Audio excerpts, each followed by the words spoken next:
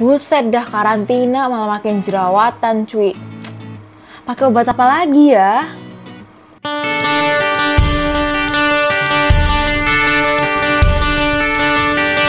Hai guys, Cici nge-share is back. Yeay! Bersama aku, Cici Lydia Vanessa. Di kesempatan kali ini Cici mau share tentang 4 jenis obat jerawat yang paling sering digunakan. Nah, sebelumnya boleh nih diklik dulu dong tombol subscribe-nya. Oke, mantap. Jangan lupa kalian juga like, comment, and share video ini ya. Terus kalian juga boleh nih menjadi teman aku di Instagram, oke? Untuk penjelasan tentang jerawat dan penyebabnya, aku udah pernah bahas nih di video aku yang 5 hal penyebab jerawat. Kalian boleh tonton dulu video ini karena dari sana kalian bisa memahami apa sih itu jerawat dan penyebab-penyebabnya sehingga kalian bisa mencegah terjadinya jerawat. Kalau udah terlanjur jerawatan gimana, Ci? Tenang. Di sini kita akan bahas tuntas obat-obatan jerawat sampai detail, oke? Jadi kalian nanti habis nonton ini kalian pasti paham dan bisa kasih tahu ke tetangga-tetangga kalian tentang obat jerawat, oke? Oh iya, di sini aku nggak akan menyebutkan nama merek obat ya teman-teman. Aku hanya akan menyebutkan zat aktif apa sih yang berperan untuk mengobati jerawat. Jadi banyak banget nih yang nge-DM aku tanya, Ci, kenapa sih kalau misalnya nih ada yang pakai obat A, kok di aku nggak cocok? Atau misalnya nih aku pakai obat retinoid ya. Nah, di merek A ini aku nggak cocok, tapi di merek B itu aku bisa cocok. Kenapa, Ci? Jadi gini teman-teman, dalam obat itu ada yang namanya zat aktif dan zat tambahan. Zat aktif itu adalah zat utama dalam obat yang khasiatnya benar-benar kita harapkan. Misalnya nih obat paracetamol. Nah, zat aktifnya tentu paracetamol 500 mg, dimana khasiat yang kita harapkan yaitu meredakan nyeri, kemudian menurunkan demam, ya kan? Tapi dalam satu tablet paracetamol itu nggak cuma paracetamol aja teman-teman isinya. Ada nih zat pengawetnya, zat pewarnanya, zat pengikatnya, ya kan? Bahkan di kosmetik pun juga gitu teman-teman. Nah, kadang tuh kosmetik juga ada yang ditambahkan zat pewanginya juga, bener nggak? Nah, bisa jadi nih, kalau kalian menggunakan misalnya retinoid ya dari suatu pabrik A, kalian nggak cocok. Tapi kalian menggunakan retinoid dari pabrik B, kalian kok cocok? Bisa jadi kalian itu nggak cocoknya dengan zat tambahan yang diberikan oleh pabrik A. Karena kan antar pabrik pun zat tambahannya pasti beda kan. Karena ini benar-benar pernah kejadian loh teman-teman. Jadi teman aku itu dulu nggak bisa pakai suatu kosmetik. Nah, ternyata dia itu bukan nggak bisa pakai suatu zat aktifnya itu, tapi dia nggak bisa pakai yang mengandung paraben. Paraben tuh apa sih? Dia itu zat pengawet dalam kosmetik. Setelah itu dia pakai merek lain yang kandungan zat aktifnya sama dan itu nggak ada parabennya, dia baik-baik aja. Jadi kalian perlu perhatikan apakah kalian itu nggak cocoknya dengan zat aktifnya atau zat tambahannya gitu. Di video kali ini obat jerawat yang akan kita bahas adalah obat jerawat yang berbentuk topikal teman-teman, yaitu obat jerawat yang dioleskan ke kulit kita. Bisa berupa salep, krim, gel, dan lain-lain. Oh ya, aku tuh kalau bikin video nggak pernah dari sumber yang abal-abal ya teman-teman. Aku benar-benar mempelajari banyak-banyak guideline sehingga memakan waktu lama untuk aku menyusun materi juga. Nah, guideline utama yang aku gunakan saat ini adalah dari American Family Physician. Itu guideline treatment untuk acne vulgaris, oke? Langsung aja, yang pertama, benzoyl peroxide. Aku yakin kalian udah sering dengar sih nama ini karena ini sudah cukup banyak digunakan ya di Indonesia dan cukup mudah ditemukan di apotek-apotek. Bahkan obatnya itu berlogo biru.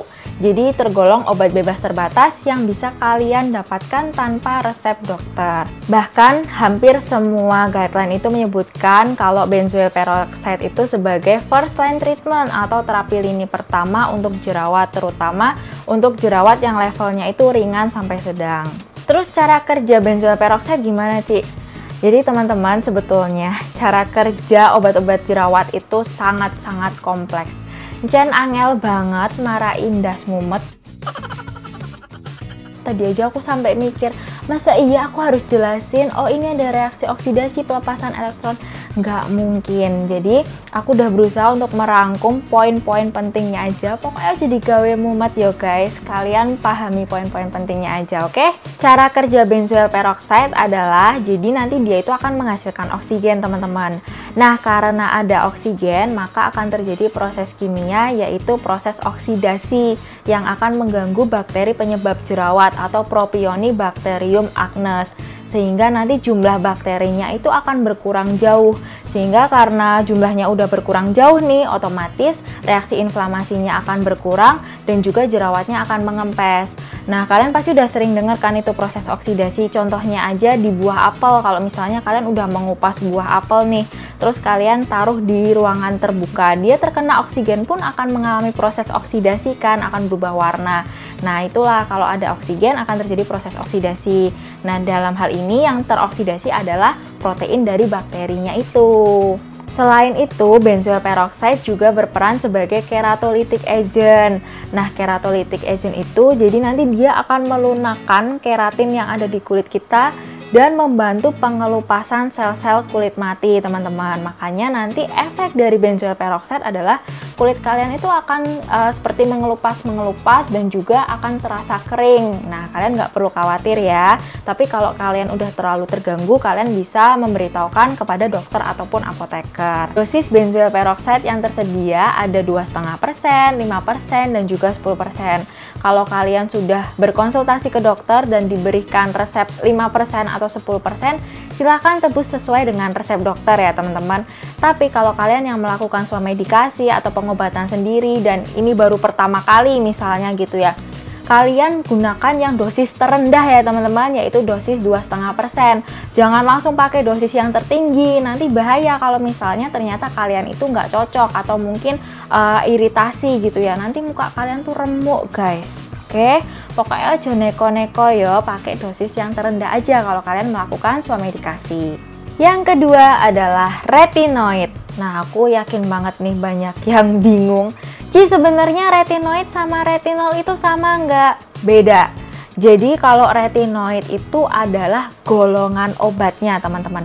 Golongan obat turunan vitamin A. Contoh zat aktifnya adalah retinol, retinal, retinoic acid, dan masih banyak lagi. Jadi kalian jangan bilang aku ini pakainya retinoid. Nah, retinoidnya tuh apa? Karena retinoid itu luas banget ya, itu masih golongan obat. Bisa diperjelas dengan zat aktifnya, entah retinol atau retinal atau retinoic acid atau yang lain-lain. Oke? Cara kerja golongan retinoid adalah dia akan meningkatkan produksi kolagen. Kalian pasti udah tahu kolagen kan? Iya, yang bikin kulit kenyal. Jadi nanti kulit kalian itu akan kenyal gitu. Dan kalian juga awet muda. Terus yang kedua, dia itu juga akan mempercepat regenerasi sel atau pembentukan sel-sel baru. Kemudian yang terakhir adalah dia juga dapat membuka pori-pori yang tersumbat.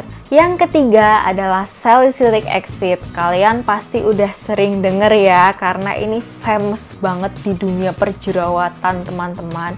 Karena harganya murah, kemudian juga mudah banget didapetin ya. Aku lihat-lihat itu rata-rata kosmetik yang acne treatment, acne series itu sering banget yang mengandung salicylic acid. Nah, cara kerja salicylic acid itu dia sebagai komedolytic agent. Jadi dia itu mencegah terbentuknya komedo di kulit kita. Selain itu dia juga sebagai keratolytic agent. Tadi aku udah jelasin ya, keratolytic agent itu dia akan melunakkan keratin dan juga membantu pengelupasan sel-sel kulit mati. Dan yang terakhir adalah dia itu dapat mengurangi reaksi inflamasi ataupun peradangan. Jadi kan kalau jerawat itu terjadi reaksi inflamasi atau peradangan ya, dengan adanya salicylic acid reaksi inflamasinya dapat berkurang sehingga jerawatnya bisa kempes deh gitu. Dan yang keempat atau yang terakhir adalah clindamycin. Clindamycin ini termasuk dalam golongan antibiotik ya teman-teman. Dan yang kita pakai itu tetap clindamycin topikal atau yang dioleskan ke kulit kita. Nah, untuk penggunaan clindamycin bisa penggunaan sendiri, maksudnya hanya clindamycin aja, bisa juga dengan kombinasi. Biasanya untuk kombinasinya itu dengan benzoyl peroxide dan retinoid. Yang paling bagus sih dengan retinoid, karena tadi kan retinoid itu dia bisa membuka pori-pori yang tersumbat. Nah, nanti kalau si retinoidnya udah membuka pori-pori yang tersumbat, si clindamycinnya ini akan masuk dan membunuh bakterinya. Gitu. Tapi untuk penggunaan clindamycin sendiri harus dengan resep dokter ya teman-teman, karena ini golongan antibiotik dan juga obat keras. Nah, gimana? Sekarang jadi makin tahu kan tentang jenis-jenis obat jerawat. Sekarang coba dicek nih obat jerawat kalian komposisinya apa, dan kalian pasti udah lebih tahu dong tentang cara kerjanya, cocok atau enggak dengan kulit kalian. Jangan sampai kalian mau ngobatin malah makin memperparah kondisi kulit kalian guys. Ambiar itu namanya. Oke, cukup sekian dari Cici nge-share kali ini. Terima kasih sudah menonton. Jangan lupa untuk dukung terus Cici nge-share ya. See you on the next video. Dadah.